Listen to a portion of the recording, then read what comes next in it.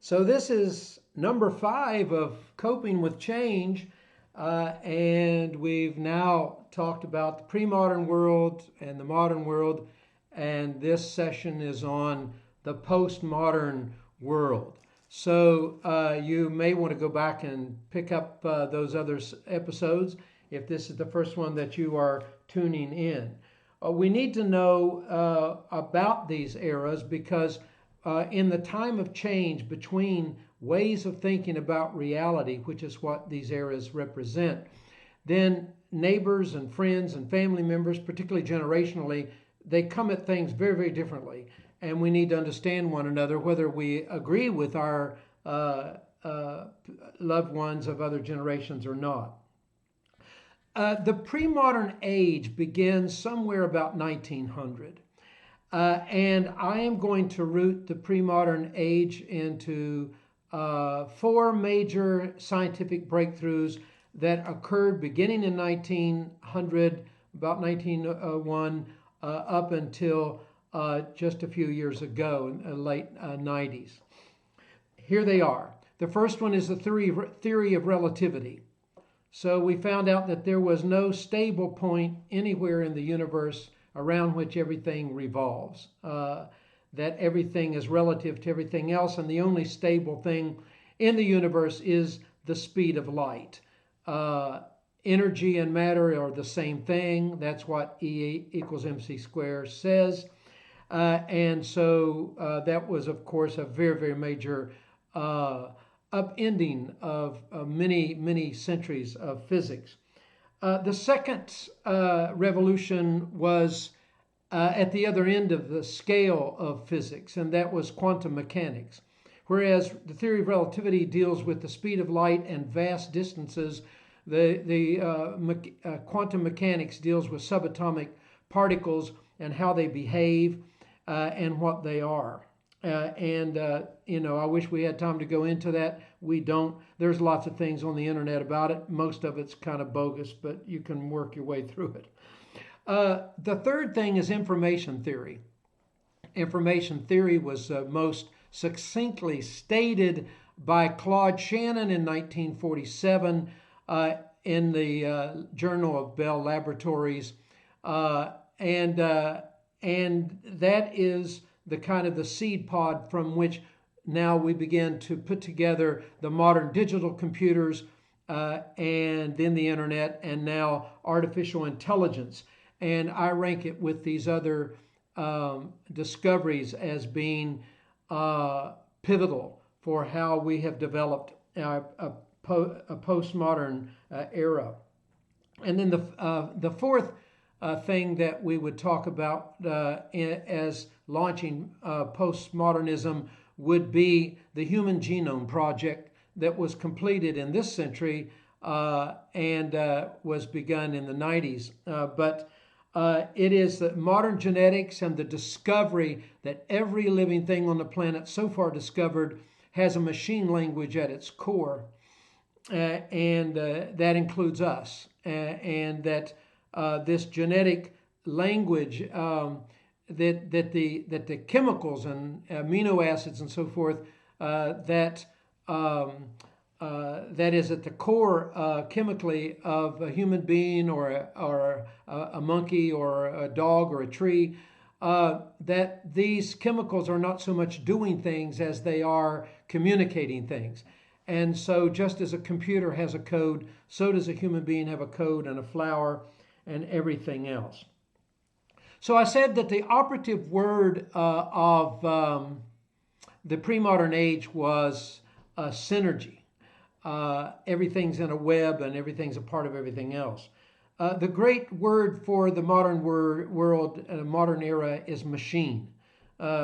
Components are things in their own rights, and you build machines out of components, but the individual thing is what you put your attention to on more than systems.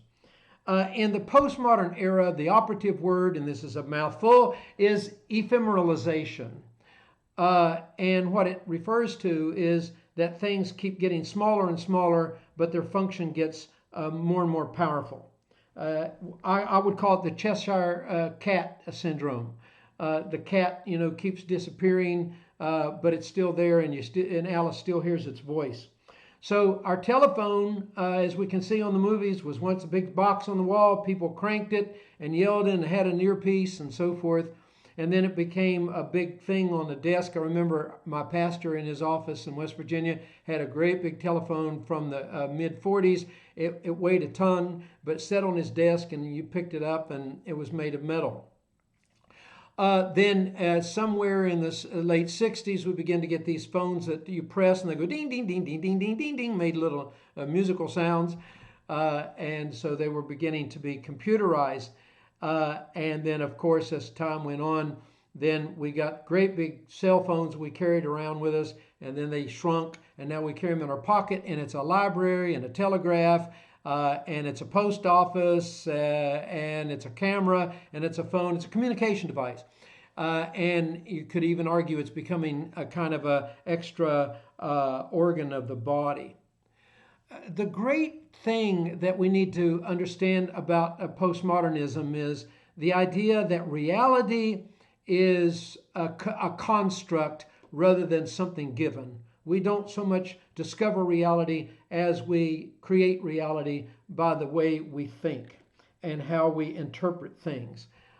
This opens up to all kinds of new possibilities, but also to much abuse.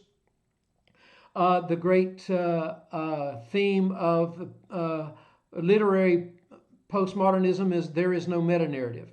That means, Marxism, capitalism, democracy, these are big narratives that have failed us in the mind of a postmodern person. And it's just whatever we make up at the time. And this goes to the fact like a lot, if you're my age, you expect a political party's platform to mean something. But now a political party is mostly a label that people identify to, and it has very vague understandings of what it stands for. Everybody can interpret it as they wish, and that continues to change. And you're a loyal member of that group, no matter if it believes something different today than what it believed 10, 15, 20 years ago. And this goes for religion as well. That religion is expected to continue to upgrade its narrative to meet the needs of the people, their psychological and social needs. So gender is a narrative. A text that, I've just written a book. I don't own that text in the postmodern way of thinking. That is simply an expression that has come through me. That is one of the expressions of our times. People can interpret it as they wish. They can do with it as they please. So there we have it. That's kind of someone would say it's a much overgeneralized kind of way of looking at postmodernism, which would be true. But if you were to really go into this, we'd be into very many volumes. But this is why that if you're an older person and you're talking to your grandkids and they're a postmodern person, it is possible you could have a pre-modern person, a postmodern person, and a modern person all speaking together, and they're looking at things very differently, and they all think one another's crazy. So we're trying to get to the bottom of why we're thinking so differently, why there is so many divisions in the society, in the church, in our families, and a lot of it has to do with these thinking styles, way of looking at reality, the lenses that we have in front of our eyes as we look at reality. And for convenience sake, we lump them into these three categories of pre-modern, modern, and postmodern. Thanks for joining in, and we'll continue to see you hopefully. And if you have any comments to make, please make sure that I get them, and I'll do my best to interact with you about them.